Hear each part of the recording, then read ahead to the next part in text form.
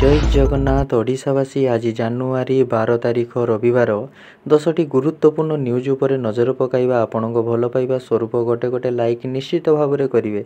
चलतु आज सकाळ खबर उपरे नजर पकाइबा। प्रथम खबर मकर संक्रांति रे मिलिबो सुभद्रा चतुर्थ पर्याय टंका योग्य हिताधिकारी उपहार देवे सरकार। सुभद्रा योजनार चतुर्थ पर्याय टंका को नहीं चर्चा जोर धरी। तीनोटी पर्याय योग्य महिला अकाउंट प्रथम किस्तिर टंका पहुंचा पर चतुर्थ पर्याय को अपेक्षा करी रहिचंती अनेक हिताधिकारी, किंतु चतुर्थ पर्याय टंका डिसेम्बर 25 रे देवाकू थिबा बेले एहाकू स्थगित रखा जायछि। तेबे ए नै वर्तमान चतुर्थ पर्याय को नहीं कहा जायछि जे एही टंका मकर संक्रांति रे सरकार पठाई पारंती।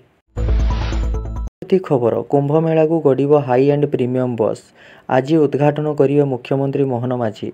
ओडिशा राज्य सड़क परिवहन निगमर आरामदायक बस रे बसी भक्त माने उत्तर प्रदेश महाकुंभ मेला को जाई परिवे।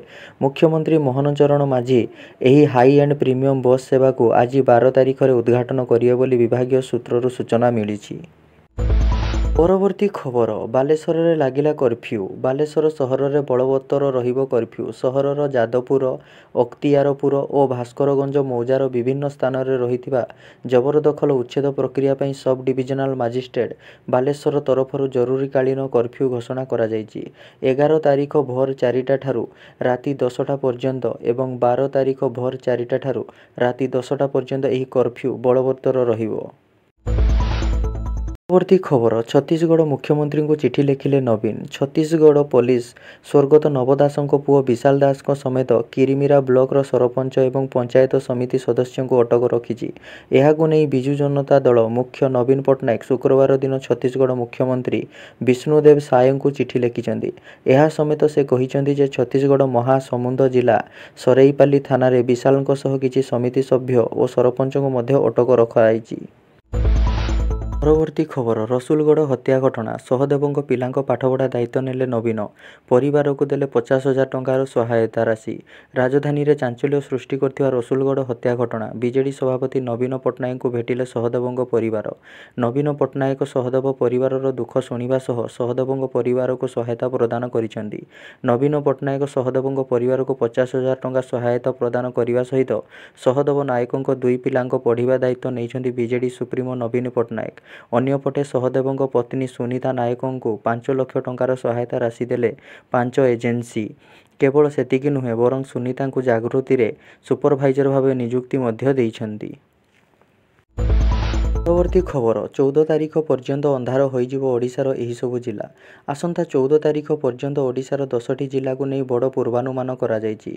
जिला गुड़िक है झारसुगुड़ा, पुरी, संबलपुर, कलाहांडी, जाजपुर, भद्रक इत्यादि रे घन कुहुड़ी देखा मिल पारे। यह व्यतीत गंजाम, गजपति, जगतसिंहपुर एवं केन्द्रापड़ा जिले में घन कुहुड़ी हेबो बोली पाणीपाग विभाग पूर्वानुमान करिछि।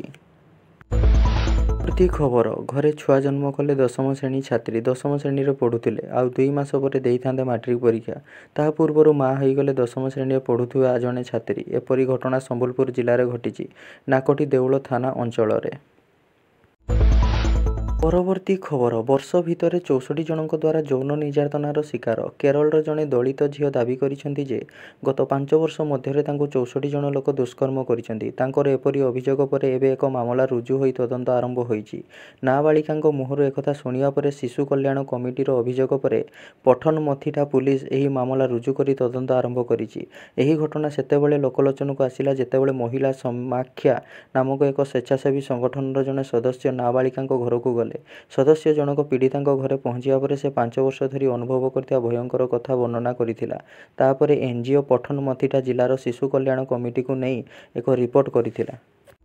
परवर्ती खबर लमटांकुरा हत्याकांड 8 मास फ्रिज रे थिला मृतदेह। मध्यप्रदेश सामना को आसी लमटांकुरा हत्याकांड। लिव इन पार्टनर को हत्या 8 मास धरी फ्रिज रे मृतदेह लुचाई अभियुक्त।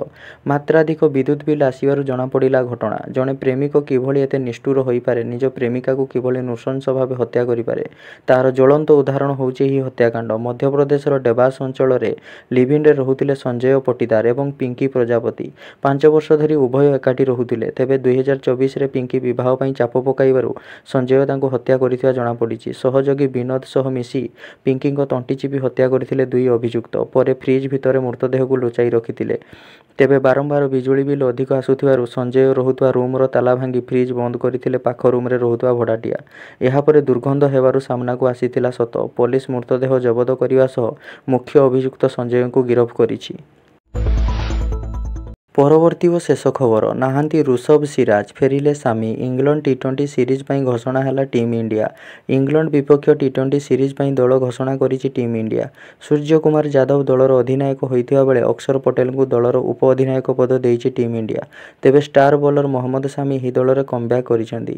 ଇଂଲଣ୍ଡ ସିରିଜ୍ ପାଇଁ ଭାରତର ଟି-20 ଦଳ ସୂର୍ଯ୍ୟକୁମାର ଯାଦବ, ଅକ୍ଷର ପଟେଲ, ସଞ୍ଜୁ ସାମସନ, ଅଭିଷେକ ଶର୍ମା, ତିଲକ ବର୍ମା, ହାର୍ଦ୍ଦିକ ପାଣ୍ଡ୍ୟା, ରିଙ୍କୁ ସିଂ, ନୀତିଶ କୁମାର ରେଡ୍ଡି, ହର୍ଷିତ ରାଣା, ଅର୍ଶଦୀପ ସିଂ, ମହମ୍ମଦ ସାମି, ବରୁଣ ଚକ୍ରବର୍ତ୍ତୀ, ରବି ବିଷ୍ଣୋଇ, ୱାଶିଂଟନ ସୁନ୍ଦର ଏବଂ ଧ୍ରୁବ ଜୁରେଲଙ୍କୁ ସାମିଲ କରାଯାଇଛି।